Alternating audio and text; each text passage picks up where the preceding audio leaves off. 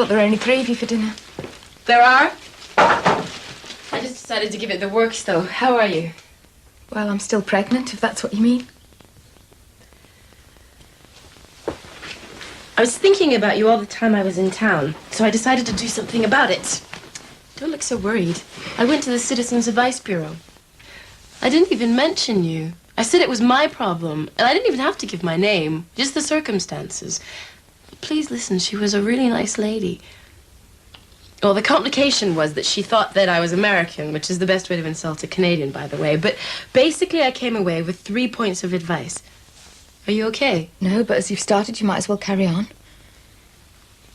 Well, the first thing was to consult the British Pregnancy Advice Bureau and/or Life, which I think is a Catholic organization. And the second thing is to take your time over any decision you make, because the baby may have been conceived in haste, but that's no reason to make hasty decisions now. For God's sake, is that it? Is that the total wisdom of the Citizens Advice Bureau? Hasty decisions? Do you think I've thought about anything else for the past few days?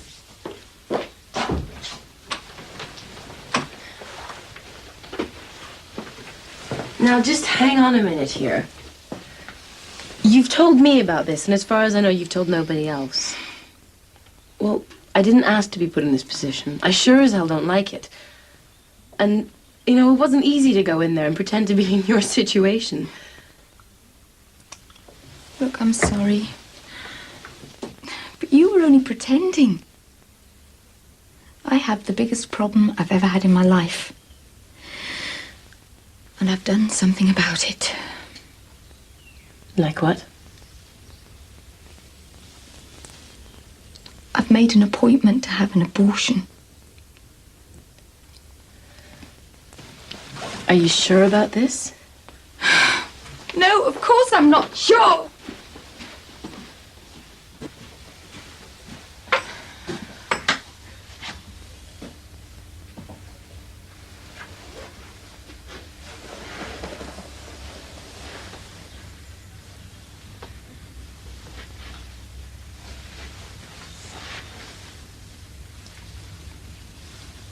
The only thing I'm sure about is that I don't want Terry hurt.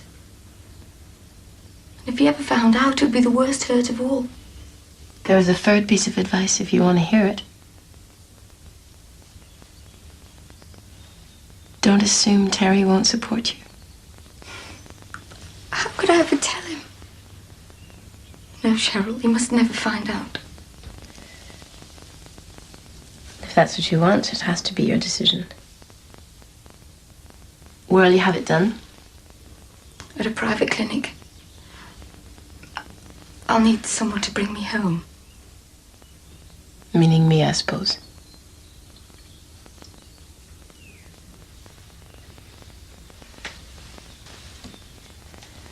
Terry asked me the other night if I knew what was bothering you. But you'll never find out. And what he doesn't know about won't hurt him.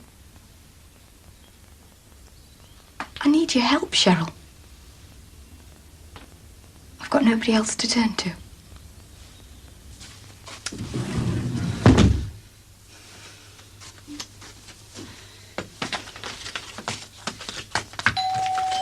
Oh, Jeff.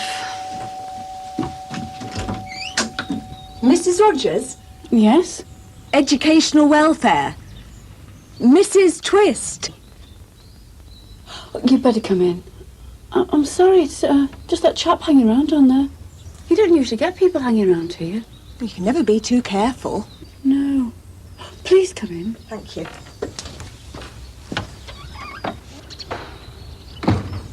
Please sit down.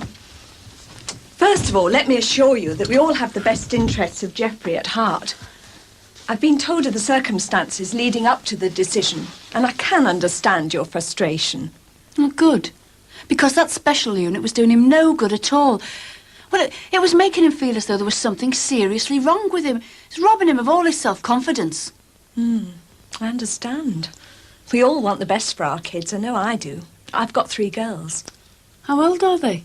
16, 19 and 22. You don't look nearly old enough. Don't suppose it'll be too long before we have grandchildren. I'm quite looking forward to it, actually. But my husband says he's not looking forward to living with a grandmother. I'm here for two purposes, Mrs. Rogers. The first is to try and persuade you to return Geoffrey to the educational system. And I must admit, I think that I've failed if I don't do that. But then the second reason is to make sure that he's getting adequate teaching at home if you insist on carrying on doing it yourself. Oh, fine. I'd be more than happy to have someone to discuss it with.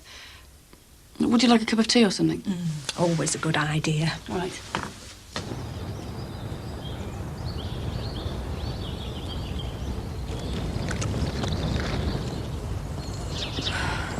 What do you want? Another little chat. I thought we got this all sorted out the other day, but obviously not. Now listen, you. I didn't send you that card. None of me mates told you it did, so it looks like you got the whole thing mixed up. Oh, aye. I suppose you didn't send all these either. What? You've got a cheek, you have. Me send you chocolates. Look, on your way, you. I've never seen you before the other day. I didn't send you that card, and I certainly didn't waste money on them. Someone's having you on. Well, maybe you're right, but why would someone want to get us together? Get us together. Look, I think you better go and start again, because it's got nothing to do with me. Hang on. It's got a lot to do with you, Sammy. What is going on? Valentine's, phone calls, chocolates. Someone's going to a lot of trouble. I don't even like chocolates. Here, we might as well have them. And what about your girlfriend? I think you should have them. Why didn't you just ask me out? Well, I thought all hands would be asking you out, didn't I? And I just thought... I feel a bit of a divvy now.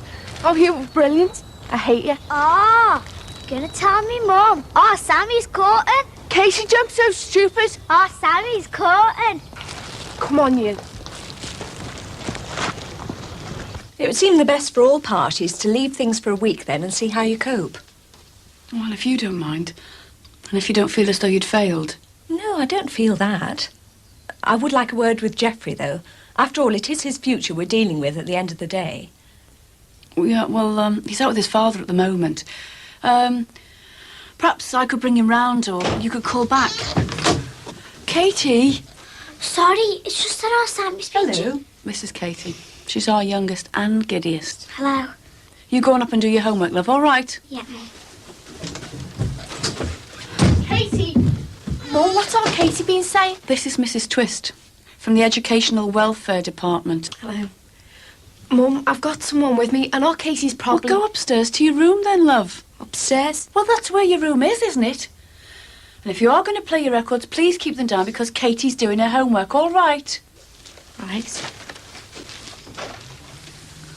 I'll leave you to it. I think perhaps I will call back. Say, next week sometime. Oh, fine. Any time would suit. Well, it'd probably be best if you do phone first, just to make sure we haven't taken him out somewhere. On a field trip. Get in and tell your mother where you've been. He's been with you. I was just telling Mrs. Twist. So, where did you two get to then? Down in Albert Dock. He didn't want to come home. Living history. Mrs. Twist is from the Educational Welfare Department, love. This is my husband, Frank. Pleased to meet you. Hello. And hello, Geoffrey. I thought I was going to miss you. Oh, well, if we could perhaps just leave that chat for another time, if that's all right with you, Mrs. Twist. It's as much my room as yours, and I've got to get my own work done. What's up with you? Dad, Mum sent me upstairs to get my own work done. And Sammy won't let me in there because she's got a boyfriend in there. She's got who in there? It's just a friend. Oh, Katie's come home in a silly mood. Well, Katie, go into Jeff's room, do your homework there, love. That room stinks of rats. Rats? She's got a vivid imagination. Well, come down, love. Sammy, you get down here as well. What's going on? That's what I'd like to know. Who's up there with you? Just a friend. We'll get them down here now. Well, perhaps sometime next week then, Mrs. Twist, eh? Jeff, you could do with a bath, love. Up you go. It's him. Get down here. Well, I think probably a few explanations are called for. Families, eh? Next week, Mrs. Twist. Goodbye, Mrs. Rogers. What are you doing letting her have lads upstairs? I didn't know it was a lad, did I? All right, Mr. R. I'm Owen. Get out.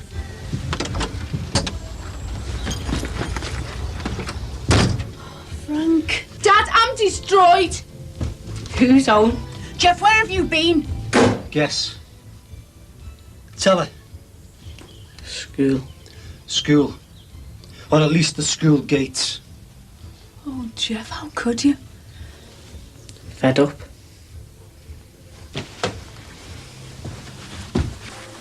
Are there any restrictions on setting up near a practice you've just left? No, that happens all the time.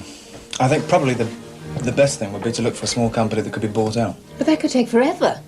Possibly, but I think it's a sensible step. Oh, look, I can see the advantages, but I just don't know how long I could wait to find an established company. Hey, hang on a minute, guys. We've just reached and past the most significant moment of the evening. We have? Oh, yeah. With typical British nonchalance, it just scooted on by. Well, you just said you'd like to take a look at existing firms that might want to sell out. Well, that says to me you've agreed to a partnership. All evening humming and hawing and being cautious, and then wham bam, and you've said it. Well, yes, I suppose I have, in a way. Sir, you've hooked him. Now haul him in before he can change his mind. Any more questions? Yeah. How do we get over being so scared? By saying to yourself, what are my priorities in this court? And then concentrating on making your statements simple and clear. I can't pretend it's going to be pleasant or easy, but you did it just now, and you can do it again. I'm not too sure now. Don't worry. You've been very brave so far. Do it for all those other girls who are too frightened to stand up to employers who take advantage of their positions. I don't see that. I feel worse now. Don't. You'll be fine. And you won't be alone. I'll be there. Nikki won't do, will she? She might, Tracy. We'll see what we can do. But if not, we'll do without her, won't we? You sure about this? Yeah. Here's to, what are you going to call the firm? Something. We'll think something. So, now the hard work starts. Premises to find? Furniture to buy. Impressive furniture, very 1990s for a good image. Legal formalisation of this evening? And rich clients to fund the whole thing. Cheers. Cheers. If we lose, you'll have lost a lot of money, won't you? Not a lot. I think people exaggerate the amount solicitors earn. But we're not talking money here. We're talking about women standing up for themselves, aren't we, eh? Don't worry, Tracy. We'll look after you. It's worth it, you know. Yeah. Bye. Sure.